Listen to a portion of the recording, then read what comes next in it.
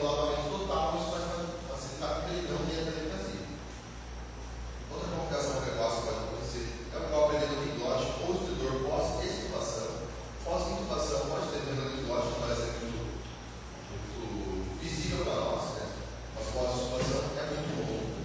Então, o paciente que foi estubado, ele começa a ter insuficiência respiratória, taquipneia, uma respiração ruidosa. Você tem que considerar que esse paciente pode fazer tanto na linha do espasmo quanto no edema de glote. E aí você vai tentar prevenir fazendo o quê? Primeira coisa é uma intubação menos traumática possível. Se eu faço uma intubação um pouco traumática, a chance de ter um eletroespasmo ou um edema de glote é menor. Então, fazer menos tentativas, dada já a tentativa do paciente. Depois que já aconteceu, uma deles vai ser semelhante do broncoespasmo. Vai usar broncodilatador, vai usar corticoide também, tentar reverter essa situação. Algumas das complicações mais tardias são coisas que a gente vai ver após algumas semanas. Uma delas que é muito grave é a estenose subglótica. Então, o paciente, quando o balonete está insuflado por muito tempo dentro da traqueia, ele vai causar uma isquemia, isso vai gerar uma zona de fibrose e vai ter uma estenose. Recentemente, nós tivemos uma nossa universidade, um paciente que ficou entubado há 3 anos atrás por dengue. Foi entubado por dengue e depois dessa intubação ele ficou com uma estenose de 90% subglótica. E aí ele tinha se submetido agora a uma cirurgia cardíaca, uma troca alvar e uma doença cardiológica. E aí a gente ficou discutindo um bom tempo a cirurgia torácica, qual seria o momento de fazer. Porque assim, entubar e lá da cirurgia, provavelmente ia ser muito difícil. Então qual foi a conclusão que a gente chegou? Nesse caso específico, fazer uma traqueostomia imediatamente antes da cirurgia. Faria as duas no mesmo dia e já resolveria. Mas por que eu estou dizendo isso? A estenose subglótica, o paciente eu tenho que considerar que vai ser uma intubação difícil, uma ventilação difícil. Talvez eu consiga visualizar que a veia é lá em cima, mas o meu tubo chega ali na metade e ele não vai descer, porque tem uma estenose, tem uma zona de estreitamento muito importante. A via aérea dele abaixo dessa estenose era 0,8 centímetros. Então era isso aqui. Eu não tenho um tubo de passe aí, o tubo desse tem um diâmetro maior que isso. Então acaba sendo pacientes que a gente tem que ter essa preocupação. O paciente ainda pode ter uma complicação cardíaca, granuloma ou mesmo disfonia. Então, granuloma seria um ponto de inflamação da corda vocal. Esse paciente pode ficar com a voz disfônica, com dor para falar ou com alterações na fala. Isso pode ser muito prejudicial para o paciente. Se o paciente é um professor, é um político, é um estudador do DTA, o cara trabalha com a voz, é um cantor, acabou com a carreira do cara, porque a gente fez uma laceração na vez da intubação. Eu usava a técnica traumática, posicionada em um paciente, todos os cuidados que a gente está fazendo vão me ajudar a prevenir isso de complicação também. Sobre a pneumonia associada à ventilação, eu já comentei com vocês.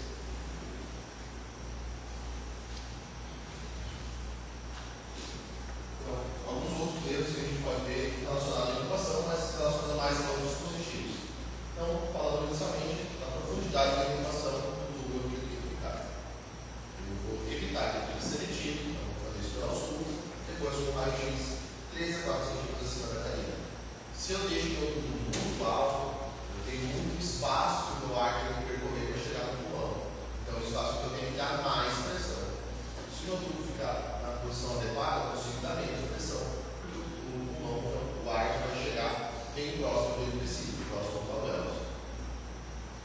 O cuff mal insuflado. Se eu não insuflo direito o cuff vai estar pouco insuflado, essa pouca insuflação dele vai permitir, se o paciente tiver uma regurgitação, essa regurgitação possa chegar no pulmão, e não vai estar protegida por conta disso. É uma complicação. Se o balonete estiver hiperinsuflado, eu posso causar uma estenose da área traqueal, posso causar depois uma área de trato malácia, posso causar também uma estenose, como a gente acabou de comentar. Então, o ideal é que a gente tivesse as unidades como o fôlego, que é um aparelho que vai medir a pressão do cuff. Nas UTIs a gente tem, os terapeutas têm. No pronto-socorro, geralmente, é para ter também. É no nosso que a gente usa, mas o fisioterapia usa, mas disponível também. Até lá, o que eu tenho que fazer? Vou insuflar o cuff, deixar a consistência